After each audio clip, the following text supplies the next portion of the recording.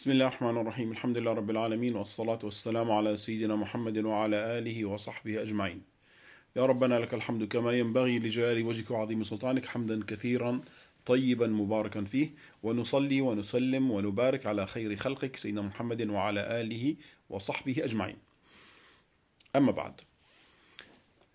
Donc nous avons parlé de la création de l'univers, la création de Adam. On a parlé donc en passant de la création des djinns et leur présence donc sur Terre, vraiment donc en passant rien d'autre. Hein. Et nous avons parlé de la création de Adam avec la responsabilité qu'il a accepté de porter par injustice et par ignorance.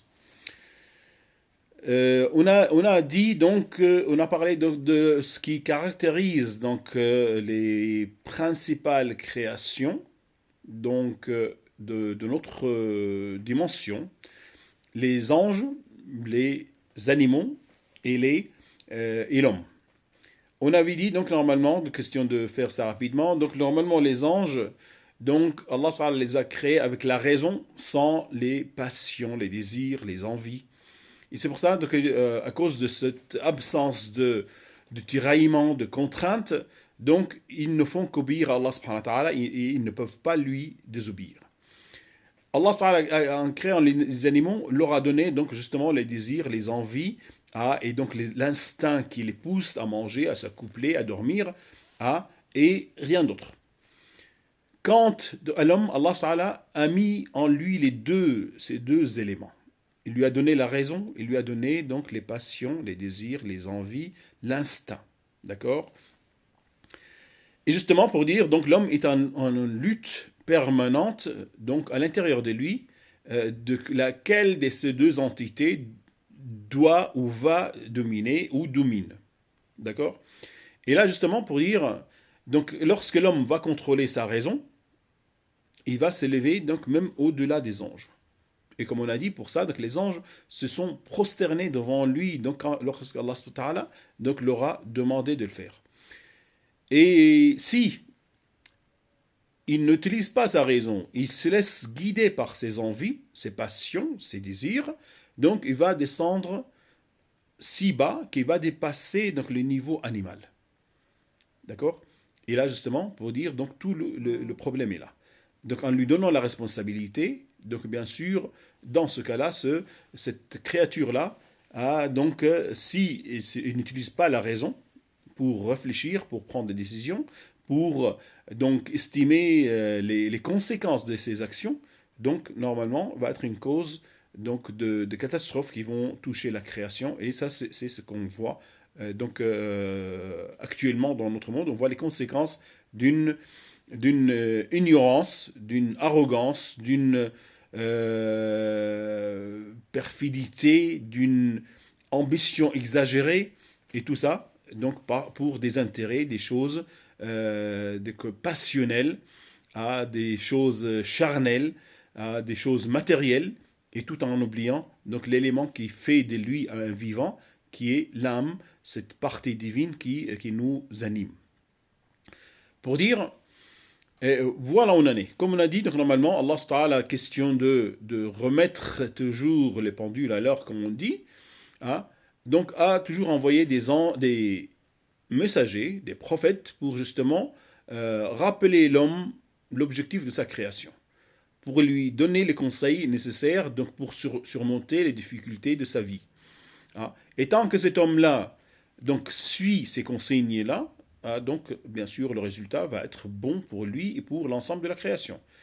Et le problème, et c'est ce que l'homme fait actuellement depuis déjà un moment, donc en désobéissant aux ordres divins, donc il nuit à sa vie et nuit à l'ensemble de la vie de cette création, de ces créatures qui se trouvent sur terre et dont Allah Ta'ala lui a donné donc la responsabilité. D'accord? Donc, c'est pour ça, Allah subhanahu wa ta'ala, donc, il va être, il est tolérant avec les autres créatures, mais l'homme, non. L'homme va être jugé. Donc là, s'il fait le bien ou du bien, donc il va être récompensé en fonction de ce bien-là. Et s'il fait le mal ou fait du mal, donc va être aussi rétribué en fonction de ça. C'est aussi simple que ça. Tout en sachant que il ne peut pas y avoir donc j'allais dire, une tolérance, parce qu'il est par principe de justice, et il est impossible de traiter donc quelqu'un qui obéissait de la même manière que quelqu'un qui désobéissait. D'accord? Et un élément important qu'on peut ajouter ici, c'est que ces ordres-là, normalement, donc, sont acceptables, sont faciles donc, à appliquer, donc sont commodes. Hein. Et justement pour dire normalement, donc ça veut dire que j'ai parlé qu'il y a les désirs, les passions et tout ça pour l'homme, mais normalement donc Allah Ta'ala n'a pas interdit à cet homme-là d'avoir donc des désirs, avoir des envies, avoir des passions, de les satisfaire. Mais normalement donc la satisfaction de cette entité qui est en lui, qui le tiraille, qui le pousse des fois vers la désobéissance, donc Dieu nous a donné des consignes donc dans la satisfaction de ces désirs-là, de ces besoins-là. Et tant que l'homme respecte donc ces consignes, donc normalement tout est bon. Donc avoir donc une relation avec une femme normalement légalement est tellement facile, et c'est un engagement mutuel. Plutôt que aller donc à droite à gauche, donc être un jour avec tel, l'autre jour avec tel, ou le matin avec tel, et l'après-midi avec un autre ou une autre, un autre et une autre pour dire homme-femme. Donc je ne parle pas donc d'égalité de sexe, homme-femme. Je ne parle pas d'autre chose parce que c'est impossible, et c'est ça qui fait que les choses se dérèglent dans nos sociétés. Donc pour dire donc ces passions qui se trouvent en nous, Allah Ta'ala nous a donné la possibilité de les satisfaire, mais légalement. Maintenant, donc, ces mêmes choses-là, on peut les avoir illégalement, mais ça correspond à une désobéissance. C'est pour ça, donc, la création donc, nous mène, dans son objectif, nous mène toujours vers l'obéissance. Et tant qu'on est obéissant, ça veut dire qu'on est conforme à la loi générale qui gère cet ensemble de l'univers. Et ce qui correspond à une justice. Autrement, sinon, c'est une injustice, et comme je l'ai déjà dit, la justice correspond à un équilibre, l'injustice correspond à un déséquilibre. Et là, normalement, c'est pour ça, autour de nous, tout est, ça se voit, donc on n'a pas besoin d'être malin, de préparer des thèses sur les sujets pour comprendre qu'on est déséquilibré. On est en train d'empirer la situation de la création par notre ignorance et par notre injustice, qui ont été donc normalement la cause de la prise de la responsabilité donc par Adam, notre père à tous. C'est pour ça, normalement, donc on le voit, et là normalement, donc justement ça c'est quelque chose sur quoi il faut revenir. C'est pour ça que si je mets donc ce symbole, le symbole palestinien, donc là donc il y a Qubbat al-Sakhra, qui est le symbole, qui est la porte du ciel. C'est là où le prophète sallallahu alayhi wa sallam donc, a fait son ascension vers les cieux. Et ce qui se passe normalement en Palestine, c'est le summum de l'injustice. Et justement, ce summum-là, c'est ça qui va provoquer la fin.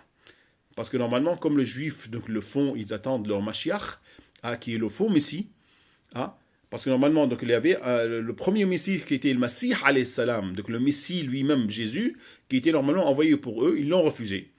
Et normalement, d'ailleurs même, il est dit que le prophète sallallahu alayhi wa sallam était aussi donc, pour eux un Messie, qui les mène donc, vers des nouveaux horizons, donc, vers quelque chose vers le bonheur. Mais aussi, donc, ils l'ont refusé. Une grande partie parmi eux, tout en sachant qu'il y a des juifs jusqu'à maintenant qui se convertissent à l'islam, jusqu'à notre époque. Et là, pour dire donc, là où on en est, pour ça, il faut donc revenir, il faut corriger les choses, mais normalement c'est trop tard. On attend à la fin et c'est tout. Pour ça, donc accrochons-nous aux ordres divins, parce que c'est là où il y a notre sauvegarde.